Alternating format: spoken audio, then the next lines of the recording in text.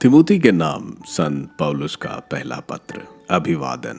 विश्वास में सच्चे पुत्र तिमुथी के नाम पौलुस का पत्र, जो हमारे मुक्तिदाता ईश्वर और हमारी आशा ईसा मसीह के आदेश अनुसार ईसा मसीह का प्रेरित है।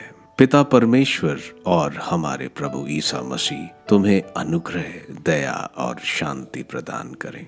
भ्रमक धारणाओं से सावधान रहो। मैंने मकदूनिया के लिए प्रस्थान करते समय तुमसे एफेसुस में रह जाने का अनुरोध किया था, जिससे तुम कुछ लोगों को यह आदेश दे सको कि वे भ्रांत धारणाओं की शिक्षा नहीं दें और असंख्य कल्पित कथाओं एवं वंशावलियों के फेर में नहीं पड़े रहे। इनसे वाद विवाद को बढ़ावा मिलता है, किंतु उस ईश्वरीय विधान का ज्ञान प्राप्त नहीं होता जो विश्वास पर आधारित है। इस आदेश का लक्ष्य वह प्रेम है जो शुद्ध हृदय, निर्दोष अंतकरण और निष्कपट विश्वास से उत्पन्न होता है। कुछ लोग इस मार्ग को छोड़कर निरर्थक वाद विवाद में भटक गए हैं। वे संहिता के शास्त्री होने का दावा करते हैं, किंतु वे जिन शब्दों का प्रयोग करते हैं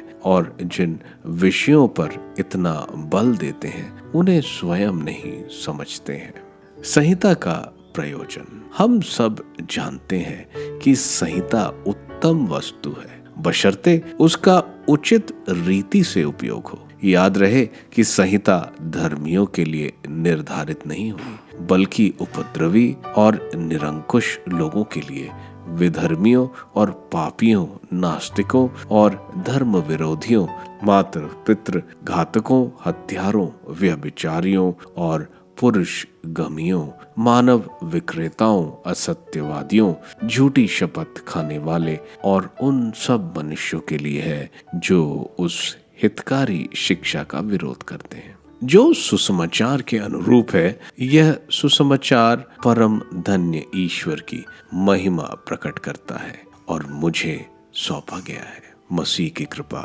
मैं हमारे प्रभु ईसा मसीह को धन्यवाद देता हूँ, जिन्होंने मुझे बल दिया और मुझे विश्वास के योग्य समझकर अपनी सेवा में नियुक्त किया है। मैं पहले ईश निंदक, अत्याचारी और अन्यायी था, किंतु मुझ पर दया की गई है, क्योंकि अविश्वास के कारण मैं ये नहीं जानता था कि मैं क्या कर रहा हूँ। मुझे हमारे प्रभु का अनुग्रह प्रचुर मात्रा में प्राप्त हुआ और साथ ही वह विश्वास और प्रेम भी जो हमें ईसा मसीह द्वारा मिलता है। यह कथन सुनिश्चित और नितांत विश्वसनीय है कि ईसा मसीह पापियों को बचाने के लिए संसार में आए और उनमें सर्वप्रथम मैं हूँ। मुझ पर इसलिए दया की गई कि ईसा मसीह सबसे पहले मुझ में अपनी संपूर्ण सहनशीलता प्रदर्शित करें और उन लोगों के लिए एक उदाहरण प्रस्तुत करें जो अनंत जीवन प्राप्त करने के लिए विश्वास करेंगे। युगों के अधिपति, अविनाशी, अदृश्य और अतुल्य ईश्वर को युगानुयुग सम्मान तथा महिमा। आमीन। तिमुथी, अच्छी लड़ाई लड़ें। पुत्र तिमुथी, तुम्हारे विश्वास में पहले जो भविष्यवाणियां हो चुकी हैं, मैं तुम्हें उनके अनुरूप यह भार सौंप रहा हूँ। तुम उनसे बल ग्रहण करो और विश्वास एवं शुद्ध अंतकरण से सुसज्जित होकर अच्छी लड़ाई लड़ो। कुछ लोगों ने अपने अंतकरण की वाणी का तिरस्कार किया और इससे उनके विश्वास का सर्वनाश हुआ। इनमें हेमिनौस और सिकंदर है। मैंने उन्हें शैतान के हवाले कर दिया, जिससे वे यह शिक्षा लें कि ईश्वर की निंदा नहीं करनी चाहिए।